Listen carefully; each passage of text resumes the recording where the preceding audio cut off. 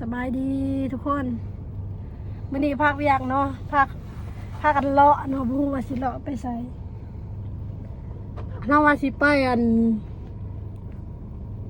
ไปเกลือป้าเนาะไปเกลือป้าอยู่วัดบ้านอ่างใหญ่ตอนนี้เฮามา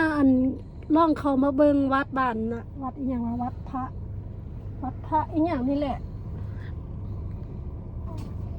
วัดธรรมพระประมาณนี้แหละวัดธรรมพระเนาะ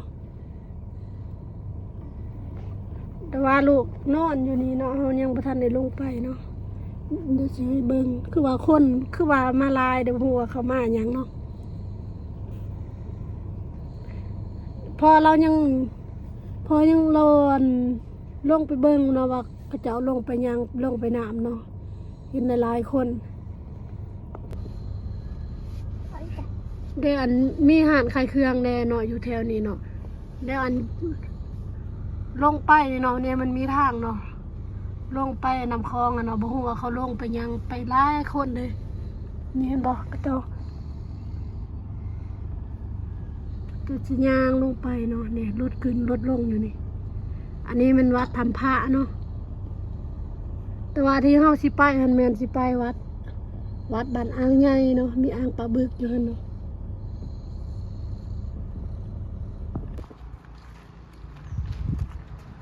หมดแล้ววัดธรรมพระเนาะวัดบางอ่างธรรมพระคนหลายน้ำพระจำให้น้ำจำให้โอ้ยเมาสุดยอดสนใจลูกแม่ถ้าเราใช้เมื่อมันดูได้เหรอ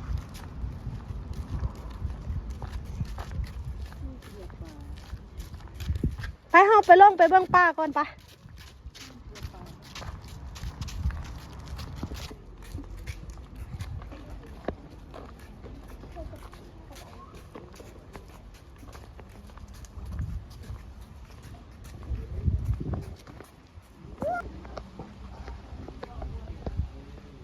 ป่าบึกทุกคนอันนี้พญานาคนี่แม่นทางลงเนาะ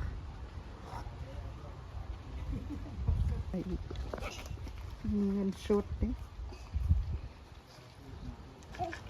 ได้ไป10,000ได้ไปนี่ก็ได้เลิศเพิ่นบ่ฮับโอนได้อล่ะเราทุกคนซื้อหัวอาหารกระป่าเนาะเพิ่นบ่ฮับโอนนะบ่าเพิ่นขายน้ำมันแห้งลูก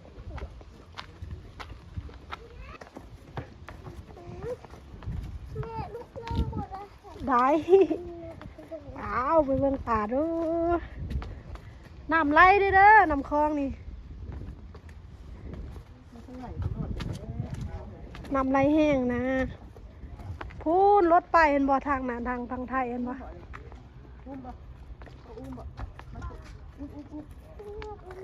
เห็นตัวใหญ่เนี่ยแม่เนาะนั่นน่ะเนาะดิตัวใหญ่นะแม่เห็นแล้วโอ้หิบลง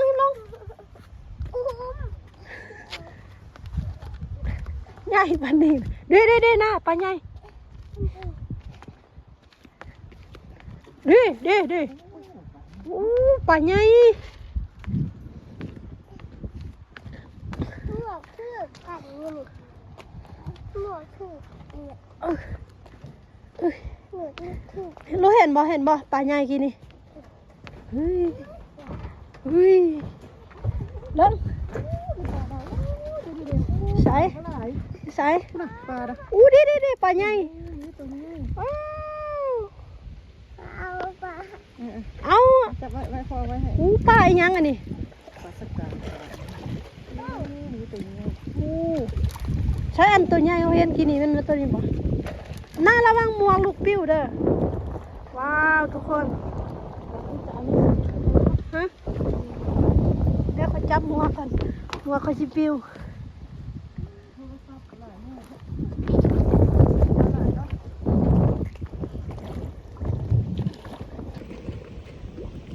ลมแห้งไวๆเดี๋ยวที่ลองเกลือทางนี้กันเด้อมีบ่ตัวใหญ่มีบ่โอ้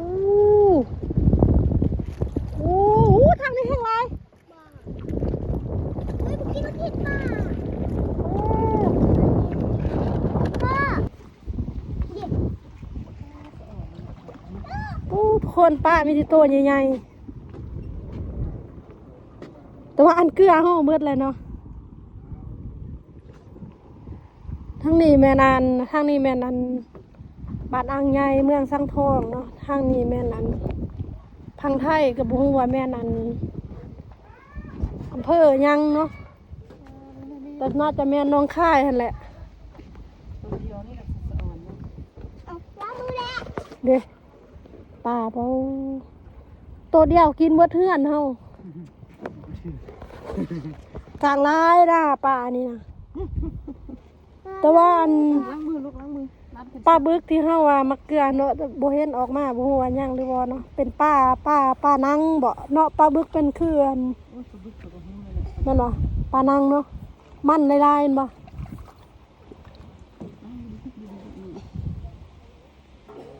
น้ำช่วงสิเย็นอยู่ได้อล่ะ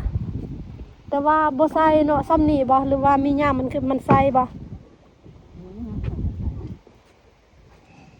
ล้างมือไปนะล้างมือ ล้างแล้ว ทางนั้นเป็นผู้เนาะทางไทยเนาะเป็นผู้ ล้างมือ หมดแล้วลูกหมดแล้วพอแล้ว ทางพังเฮิมบ่เป็น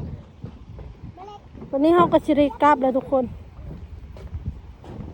ตังพาลูกมาเกลือป้าซื่อๆนี่แหละเนาะโอเคบ๊ายบาย